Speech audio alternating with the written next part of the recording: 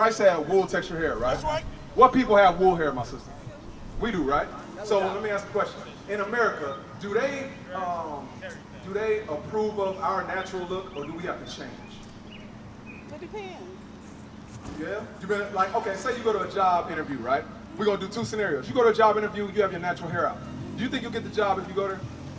Depends on what the job is for. Okay, no, I'm saying like, But say I do agree that you have to look a certain way. Yes. Right. So now if you look that certain way, you got a much higher chance, right? But Christ the Messiah has wool textured hair, showing you that they don't approve of nothing written in this Bible. So what they've done to us is make sure that we do what? Take on European standards of beauty.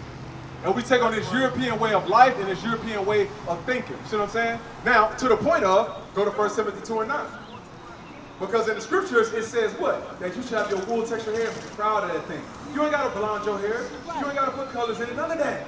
Your self-esteem was right here. Everybody got this book, right? But let's show you this. This is what else they try to do to mess with our sister's self-esteem. Read this.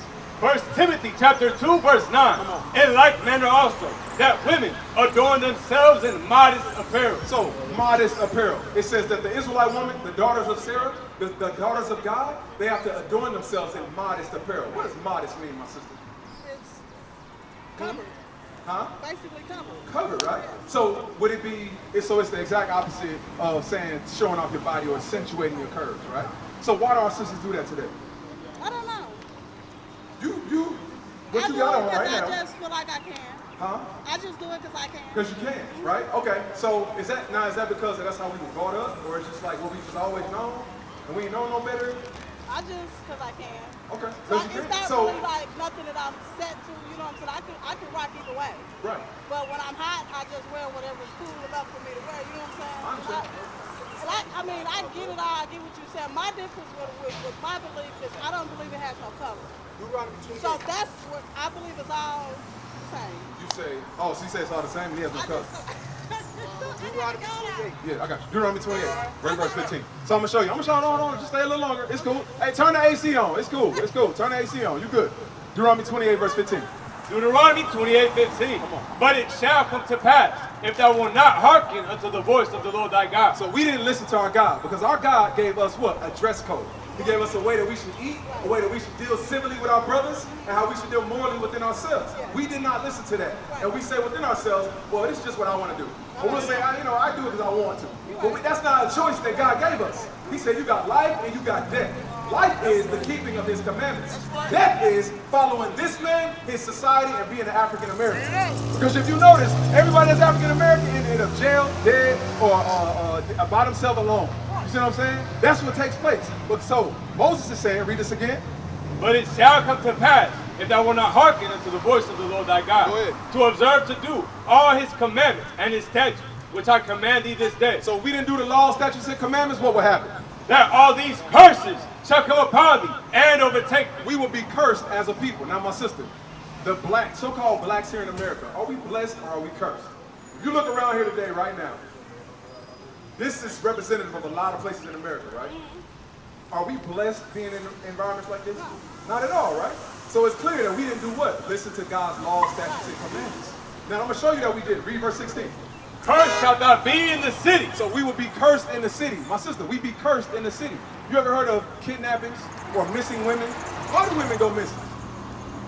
Why do women go missing? Read that verse 41. Or read verse, 32. Thy sons and thy daughters give to another people. Read that. Verse 32, thy sons and thy daughters shall be given unto another people. So our sons and daughters were taken from us in slavery, right? And we were taught white Jesus, we were taught Sunday worship, and we were taught to be breeders on the plantation. They made our women into harlots. That's what they called it in the scriptures. But what? They made them have a bunch of babies. Run around, have a bunch of babies. And then it was so bad that it was inbred in us that we started to do it once we got off the plantation.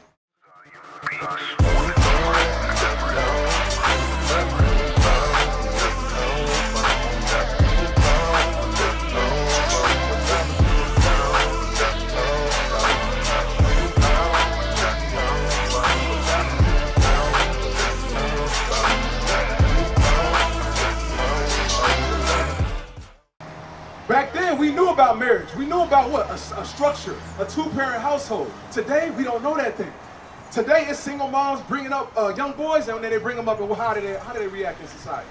Young boys that's brought up without a dad. Is that a good thing for society or a bad thing? If they don't have a positive memory. I don't think it's a good thing. You don't think it's a good thing? You seen like drill music? You seen that stuff, right? And you see a bunch of little dudes on it, and they just banging, right? Do you think if they'd act like that if they had a father in their lives? Like a man that actually taught them values and morals? If not, right? So what's happening is our children, not only were they taken from us in slavery, we kept that same mentality going up until today, and it's done nothing but poison our communities. You see what I'm saying? And now, read verse 41. Verse 41. Thou shalt beget sons and daughters, but thou shalt not enjoy them, for they shall go into captivity. So they're going to go into captivity, meaning what? They're going to be taken. And that's what I was talking about. While you walk in there, you'll see missing young girls, missing young boys, and they gone. You know what I'm saying? Why is that? Why is that? Why does our young girls come up missing? Why does that happen? We're in hell. This is hell. Yes, ma'am. You were absolutely correct. But the thing is, are there things that we can change so that that doesn't happen? You know what I'm saying? So that outcome is not what's prevalent in our communities. We can change certain things. Like what? Our dress code. Our dress code. Because when men see women dressed like you right now, what do? Do they look at you and say, what's your 5-year plan? I think I want to start a family with you. Do they think that? They don't, right? They think about the now, and what they can get now, and the 3 minutes of, whatever they're going to do. That's what they do. You see what I'm saying? Now, that happens amongst the young women that get taken, same thing. They get taught, what, empty promises, lies, a feel-good message. Niggas got mouthpieces, So they telling these young girls, I'm going to take care of you, I'm going to do this and I'm going to that, and then they snatch them up and they gone. Based solely off of, she trying to show her body off, she trying to get seen, and she gets saw by who? The wrong person. This is the reality of it. So when we go back to 1 Timothy 2 and 9, I hope you didn't drop it. This is the importance of reading that thing. All right, I want to show you this. All right, sis, but look, based off this, you're an Israelite. And we got to keep God's commandments, all right? And one of his commandments is this. Read that thing, 1 Timothy 2 and 9. 1 Timothy chapter 2, verse 9. In like manner also, that women adorn themselves in modest apparel. Our sisters got to dress modest, sis. Got to dress modest, because brothers is looking.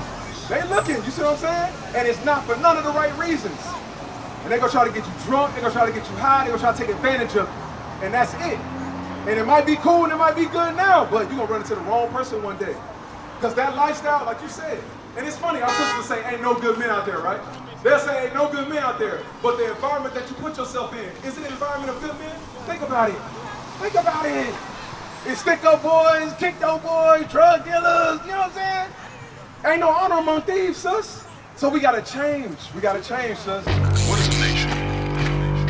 Nation is family. Nation is community. Nation is men leading by example. Nation is women's support. Nation is children with role models.